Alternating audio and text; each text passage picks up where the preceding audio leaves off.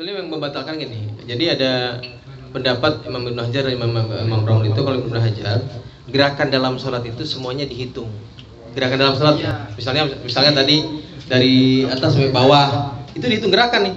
Setelah gerakan kita tasyahud bangun tasyahud itu satu gerakan. Nah kalau misalkan kita ada gerakan yang lain, maka itu bisa membatalkan kalau dihitung dengan gerakan itu lebih dari 3 kali gerakan. Kalau kata Ibnu Hajar nih, ya. Kalau Imam Romli, selama itu untuk maslahat dalam sholat, kata Imam Romli, selama itu dalam masalah sholat, itu tidak membatalkan sholat, ya. Selama ada masalah.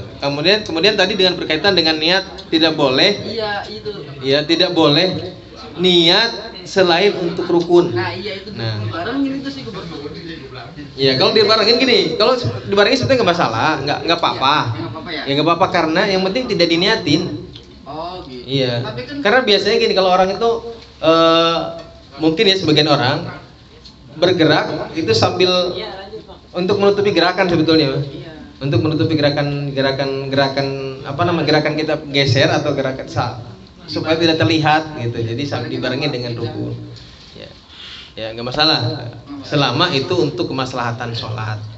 Jadi kalau kata Imam Romli, pendapat Imam Romli, kalau Imam Hajar mungkin nggak boleh. Tapi kalau Imam Romli boleh selama itu untuk kemaslahatan sholat. Karena kan tujuannya dia lain kan ya, pindah dari sebelakang ke depan. Berarti kan ada dua tujuan tuh kan, pertama dia pindah rukun, lalu dia pindah dari belakang ke depan. Iya. Jadi kalau itu kan batal sholat. Ya itu gini, maksudnya gini dulu. Kalau yang bergerak tadi yang nggak boleh berniat untuk gerakan selain rukun. Jadi misalnya kayak ruku tadi, mau ruku nih, kita bukan mau ruku nih, ada sesuatu yang menggerakkan kita, misalnya tadi jatuh. Gitu. Jadi ada yang memalingkan niat ruku kita. Iya. Kita belum mau ruku, tapi karena ada sesuatu kita ngusruk gitu, kita mau jatuh, ada yang memalingkan niat kita. Nah gitu. Sehingga jadi sekalian. Nah, jadi berarti kita nih turun itu bukan hanya untuk sujud, tapi karena memang karena keterpaksaan. Misalnya kita lagi berdiri nih, ada tikus. Kan kita mau geprak tikus tuh, sekalian sujud misalnya begitu. Iya. Iya kan? Nah, itu yang nggak boleh. Assalamualaikum teman-teman, berjumpa lagi dengan saya di sini di channel Bang Mo.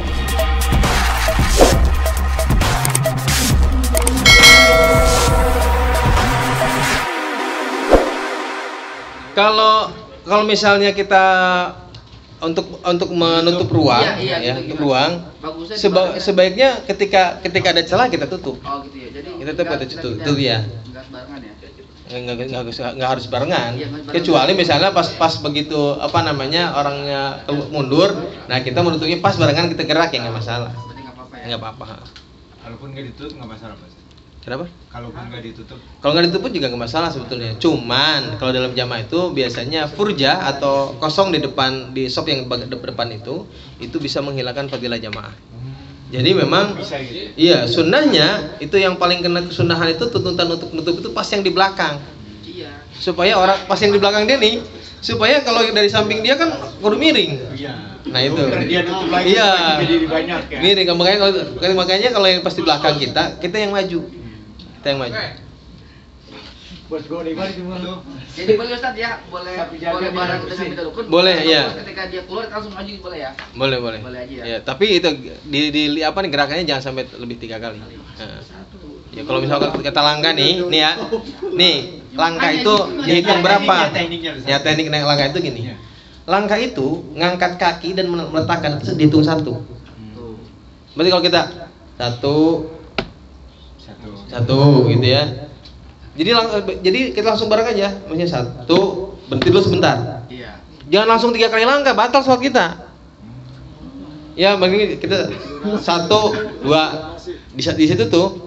Jangan 1, 2, 3. Kalau kita 2, 3 kali langkah, udah 3 kali gerakan, itu membatalkan sholat. Ya, sebetulnya kan nggak harus lama. 1 berhenti, subhanallah. Sekedarnya banyak subhanallah aja. Sekedar tumaninah. Iya. Jangan langsung. Jadi begitu berhenti satu langkah berhenti. Paling 2 langkah. Ya, dua langkah berarti kan ya. Karena satu langkah kemudian yang kiri ini kan ngikutin yang kanan. Iya. Itu udah dua kali gerakan. Berarti 2 ya? Iya, karena kan dua kaki. Oh, 2 kaki. Itu dua gerakan. Jadi subhanallah, atau kalau pengen beli waktu lagi subhanallah alhamdulillah akbar gitu. Dalam hati kita baca itu baru gerakan yang berikutnya. Jadi jangan 3 kali langkah ya, batal salatnya. Iya. Kalau 3 kali langkah bisa jadi 4 gerakan berturut-turut.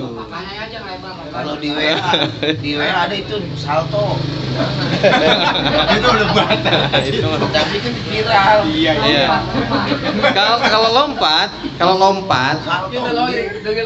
kalau lompat itu walaupun 1 kali batal salatnya. Batal. Ya kan yang membatalkan sholat itu selain 3 kali gerakan berturut-turut, ada pertama, yang kedua dorbatun mufritoh.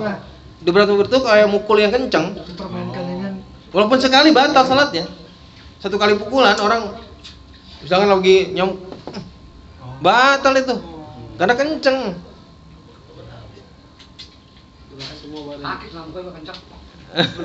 Iya. Ya misalnya dia ada begitu. Iya gitu. Batal. Dorba muprito. Kemudian wasbah fahisha, disebut wasbah itu fahisha itu.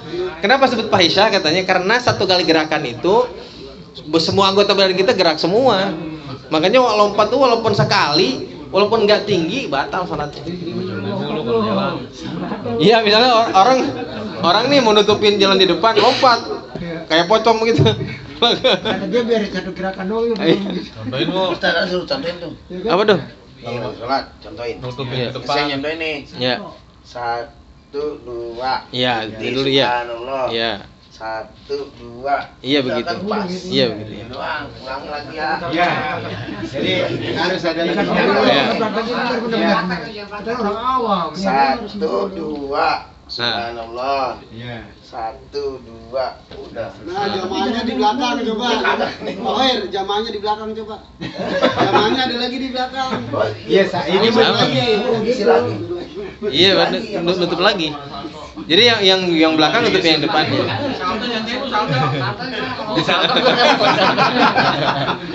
Kalau begini nggak saya. Batal salatnya. Itu yang disebut dengan wasbah, lompat. Lompat tuh batal salat. Cuma menurut Imam Abdul Ghani. Iya. Batal salatnya kalau gitu. Isot banget coba. Karena badan gerak. Jadi gini ya, Ustaz, ya. Iya. Jadi Abdullah ketika pas langsung diisi gitu ya. Langsung diisi. Enggak nunggu pindah rukun enggak ya? Nggak nunggu. Karena seperti itu orang baru maju kan.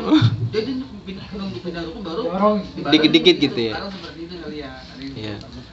Kadang-kadang memang ada kekhawatiran kalau orang-orang yang awam tuh, ya orang kok jalan lagi sholat gitu, mungkin tadi bilang begitu tuh. Jadi pas lagi geraknya pas lagi pindah ruku Iya, ya. kan iya, ada yang begitu sekalian.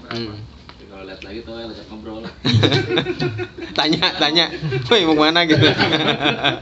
Kita kan gerjakannya di belakangnya, sampingnya. Kita kejar dia, maju ke depan. Bilangin, Ki. Tapi apabila yang belakang nggak mau nutup kita Ustaz, kita yang di samping itu nutup boleh nggak Ustaz? Nutup di sampingnya kan gini. Kita kan nggak bakal ketutup, tetap ada renggang. Bisa. Renggang kan? Jadi renggang. Jangan miring, apa sih miring? Karena gini, karena kalau belakang nggak mau nutup, Iya. kita pengen nutup gitu. ya nggak apa-apa. Sebenarnya kalau masalah nggak apa-apa, tidak membatalkan sholat, cuman mengurangi fadilah jamaah. Kan itu fadilah jamaahnya. Fadilah jamaah itu banyak ya di dalam shaf, kemudian dalam takbiratul ihram banyak. Ada yang begitu, ada yang begitu. Kalau kalau yang batal angga kan rega 2 tuh. Longgar. Dua orang masuk ya. Terus ini masa kan di masjid ya, kan dia lebar ya, bisa 3 meter al-azam. Itu kadang ada yang bilang depan dulu dipenuh sampai penuh gitu kan, kiri kan lebar. Iya. Ada yang bilang misalnya Setengah-setengah gitu. 10 orang di belakang 2 itu gimana tuh sebenarnya buat ayah? Enggak. Itu penuh tuh di bagus itu. Sunnahnya tetap di shaf yang awal, menuju shaf yang awal. Walaupun mentok. Kecuali sholat jenazah. Oh iya gitu ya. Kalau sholat jenazah sunnahnya minimal 3 shaf. Makanya walaupun misalnya ada 6 orang ya dibikin 2-2. Iya. 3 shaf. Tapi kebanyakan sih kayak di Al-Azum nih ya, itu kadang dia langsung 1-2. Enggak. Udah kejauhan kali Kalau gitu. mungkin sampai mentok apa tembok-tembok gitu. Iya, jauh banget dia. Iya, tuh jauh. Jalannya kejauh. Iya. Itu mah jalan doang, tapi memang sebetulnya tetap yang namanya shuffle awal itu yang pertama nggak bisa sebelum penuh sop yang pertama harus ditutupi dulu sop yang pertama. Walaupun lebar. Yang lebih punya untuk mengingatkan si imam atau inisiatif Nah, jamaah. iya. Ini jamaah kan imam mah memang sunnah buat imam. Di awal satu makanya ada orang sawu sufufakum, memang sunnah. Imam itu sunnah merapikan barisan. Ya, sunnah merapikan barisan. Sunnah. Imam yang nyuruh. Tapi juga kita juga yang jamaah juga saling imam yang nyuruh, kita yang merapatkan barisan. Ya, luruskan, larapatkan sawu. Sawu wa tadilu. Lurusin, yang lurus, yang lempeng. Kampung sih udah. Yang rapat gitu. Paham kalau santri pokoknya enggak. Layap-layap. Iya. Ya, selanjutnya. Al-Fatihah udah maaf sebentar.